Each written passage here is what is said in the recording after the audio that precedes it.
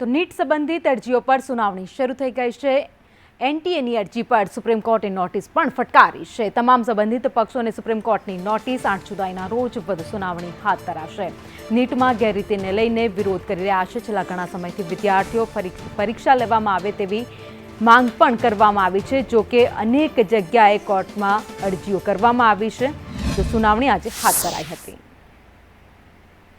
તો સમગ્ર કૌભાંડ શું છે તેની વાત કરીએ। નીટ યુજીમાં પરીક્ષાના પરિણામોમાં ગેરરીતિનો આક્ષેપ કરવામાં આવ્યો હતો। અનેક જગ્યાએ વિદ્યાર્થીઓએ વિરોધ પણ નોંધાવ્યો હતો। તો નીટ યુજીમાં 67 ઉમેદવારોએ એક સાથે ટોપ રેન્ક મેળવ્યો છે।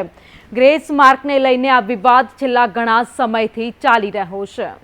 તો વર્ષ 2023માં 2 વિદ્યાર્થીઓએ ટોપ રેન્કમાં સ્થાન મેળવ્યું હતું। જો કે ટોપ રેન્કમાં સ્થાન મેળવવું ખૂબ જ મુશ્કેલ છે। તો કેવી રીતે 2 વિદ્યાર્થીઓએ ટોપ રેન્કમાં સ્થાન મેળવ્યું તેને લઈને સવાલ ઉઠ્યા હતા। ઉમેદવારોના માર્ક્સ રેન્ડમ રીતે વધ્યા કે ઓછા થયાનો પણ આક્ષેપ વિદ્યાર્થીઓ ઉમેદવારો તરફથી લગાવવામાં આવ્યો હતો। નીટ યુજીની પરીક્ષામાં પેપર લીક થયાના પણ આરોપ લાગ્યા હતા। તો પેપર લીક કોણે કર્યા છે તેને લઈને પણ તપાસ હાલ ચાલી રહી છે। બિહાર પોલીસની તપાસમાં 35 વિદ્યાર્થીઓને પેપર અપાયાનું પણ ખુલ્યું છે। તો કેટલાક વિદ્યાર્થીઓનું કહેવું છે કે 35 જ નહીં, હજુ પણ અનેક વિદ્યાર્થીઓ અનેક શાળાના એવા છે જેમને પેપર મળ્યું હતું। તો 5 મેની પરીક્ષા પહેલા 35 ઉમેદવારોને જવાબ સાથેના પ્રશ્નપત્ર પણ અપાયા હતા।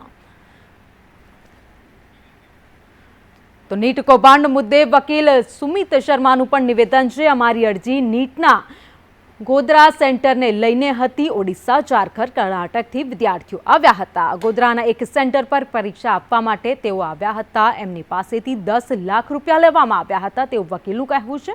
અમે અરજીમાં સીબીઆઈ તપાસની પણ માંગ કરી છે।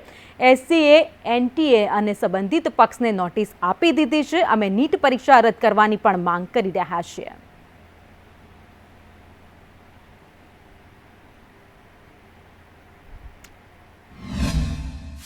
गोधरा एक गुजरात में सेंटर था जिसमें मैनिपुलेशन की खबरें आई थी। लोग कुछ कैंडिडेट्स ने अलग अलग स्टेट से, उड़ीसा से, झारखंड से, कर्नाटक से, छत्तीसगढ़ से 1,000 2,000 किलोमीटर दूर से सेंटर चूज़ किया था गोधरा का, क्योंकि उसके अंदर उनकी पहले से सेटिंग हुई थी।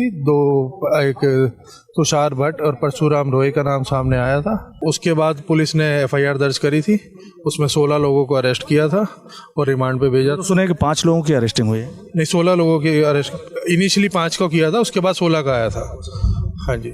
तो उसमें इन्होंने 10-10 लाख रुपए लेके बच्चों को कहा गया था कि आपको OMR शीट में अपनी सिर्फ डिटेल्स फिल करनी है, उसके बाद आंसर्स हम एग्ज़ाम के बाद खुद फिल करेंगे।